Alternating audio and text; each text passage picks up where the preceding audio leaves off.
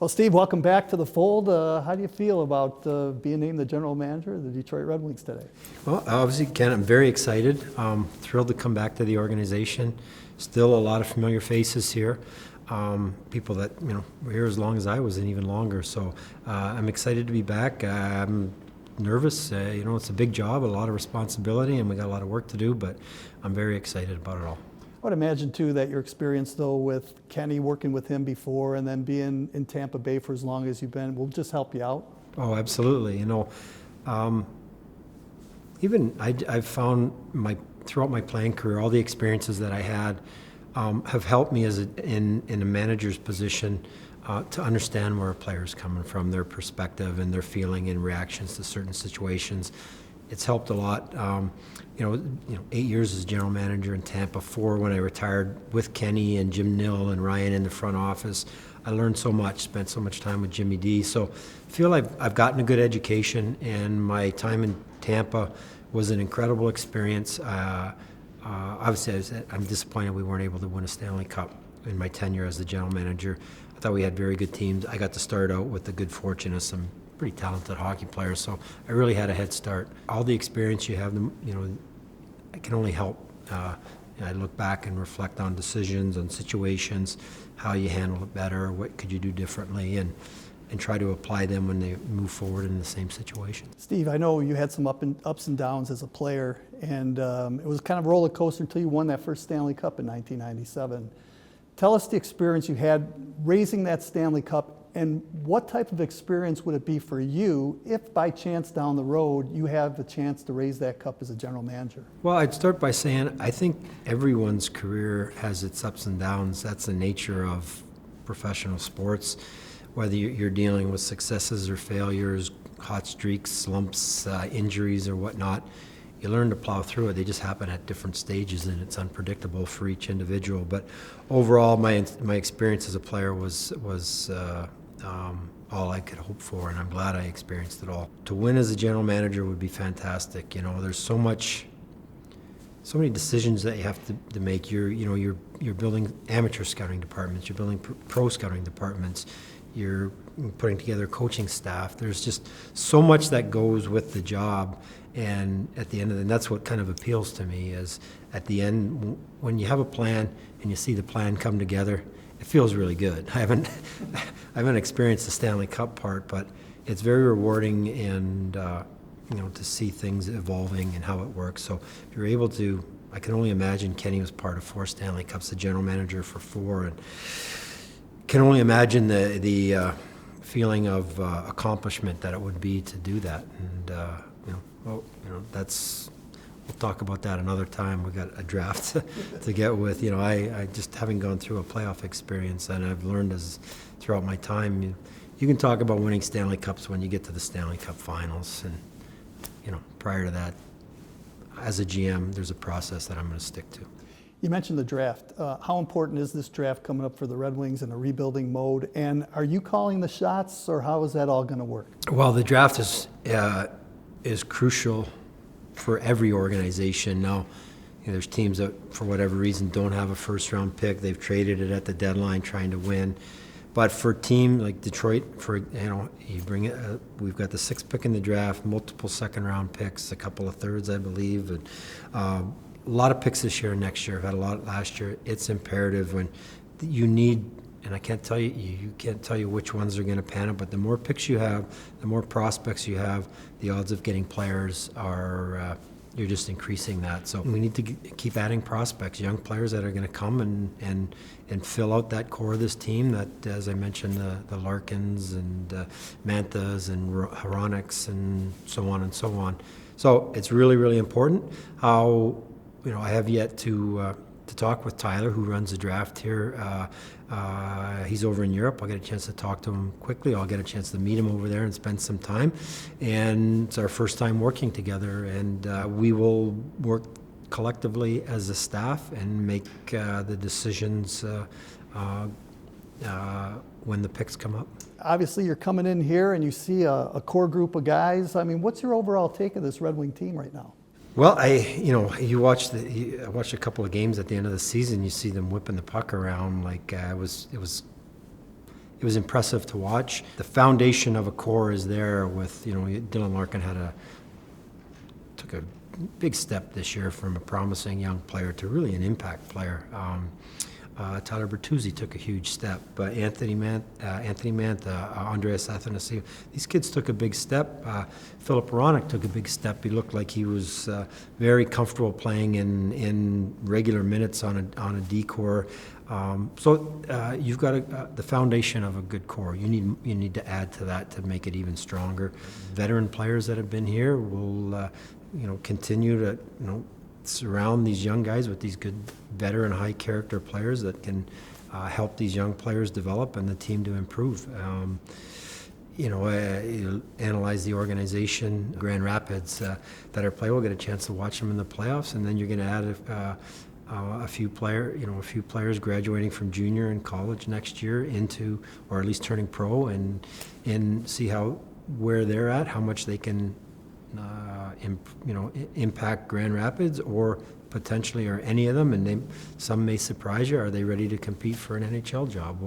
We'll see. So there's a lot of young pieces that to me are exciting, that again have the foundation of a solid core. We've got to continue to add to that through the draft and give all these young guys the best resources, the best opportunity to fulfill their potential, and that's with instruction, coaching, diet, in the gym, all those things you can think of to get them to fulfill their potential. But there's a lot, and then I mentioned the draft. There's a lot of picks, so between this year and next year, and beyond that, you decide how you act and react as the team is developing. Steve, I would imagine too that as a general manager, you have blueprints, or you have something in your mind that you want this team to be.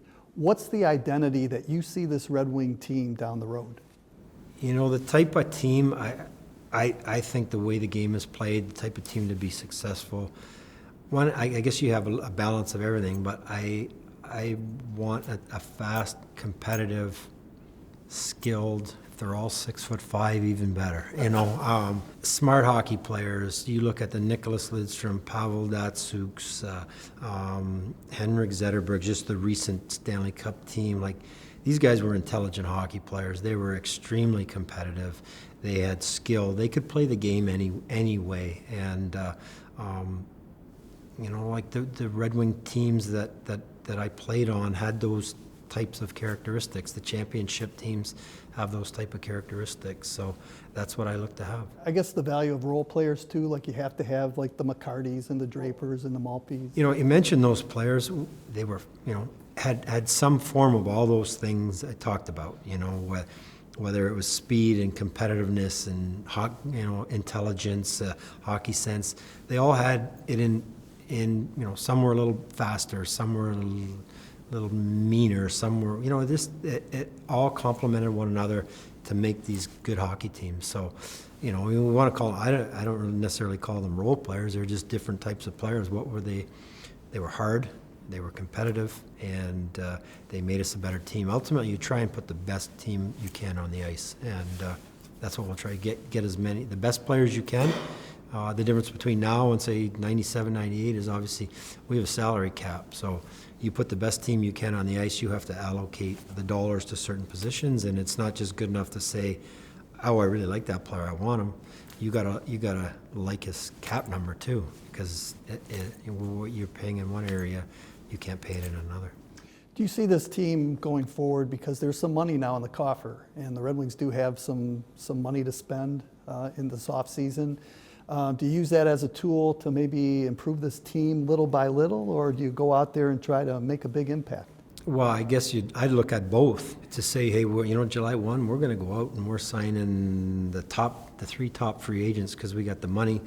The reality is it doesn't really work that way. If there's a player there, regardless of whether he's a 7-year pro or a 14-year pro or the highest prized free agent on the market, they have to fit into what you're doing. We'll make the decisions accordingly. If we were to lock into a 6-7-year deal for big money on a free agent, we better make sure that one, he's worth it, and two, okay, why are we doing this? He better have a big enough impact that it's gonna make a difference. Otherwise, we're gonna be spending a lot of money and years on a player when we really need him isn't going to be as effective, and we're going to have to pay these young guys coming up. So you take it all into consideration.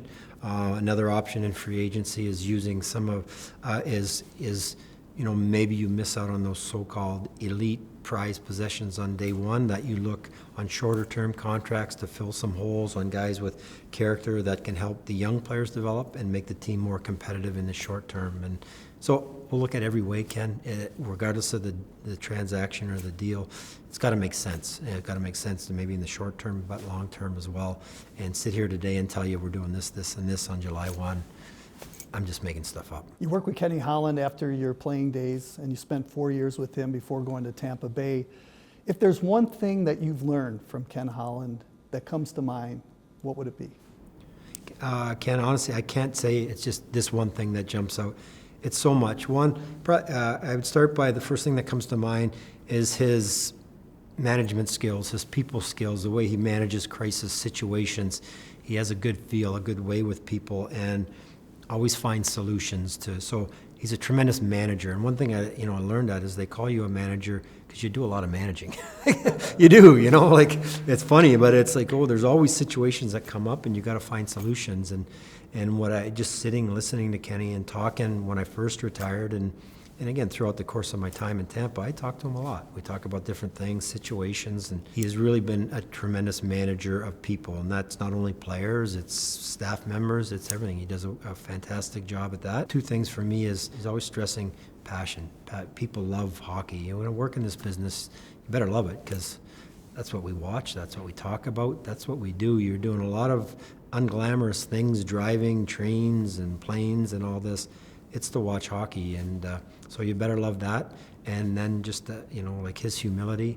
I remember the day I was right after I was retired, and we won the Cup in '08. When we were a player, you win the Cup. There's a lot of fun to be had for a few days, for all summer for that matter.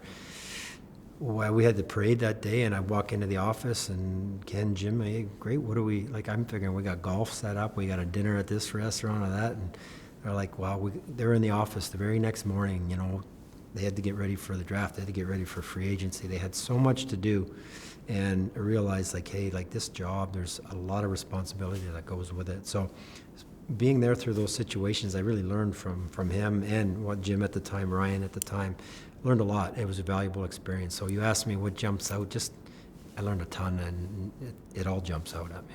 You mentioned putting out a lot of fires. As a captain, and you were a captain here for a long time, you had to put out some fires, not on a grand scale of a management point of view, but within the organization, sometimes within the media, and putting out fires. I mean, did that started a few fires too. Absolutely. Does that something like that? Does that help you along as a general manager? As a player, all those experiences help me as a manager, because I can relate to our guys. Pretty much every after playing for 22 years. On good teams, on bad teams, on playoff disappointments, like what we went through with Tampa this week. I've been there, I understand, and it's tough. So I think all these things have helped me. As a player, the closer I got to retirement, the more I thought about what I'm going to do. The more it became clear to me that I would like to get into management. So I always thought, every situation, you kind of store that in the back of your mind, and I remember it. And when I get into management, I think it's helped. Doesn't necessarily mean I get everything right, but it has helped because I have a good understanding of pretty much every situation. I know what's going on in the locker room. I know what they're thinking. I know how they're going to react, and it's helped me. And I'd like to think it helps me in my relationship with the players as well. That I understand.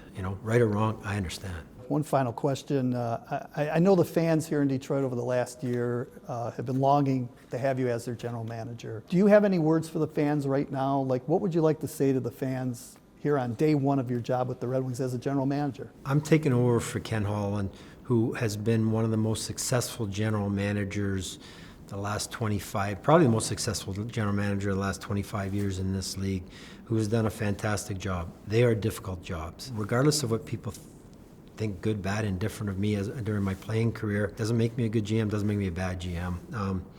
My experience in Tampa was fantastic. I gained so much valuable experience. I'm disappointed I wasn't able to complete the job there, and as far as leave before winning a Stanley Cup, that's what I would have truly loved to have done. But for our fans, it's difficult.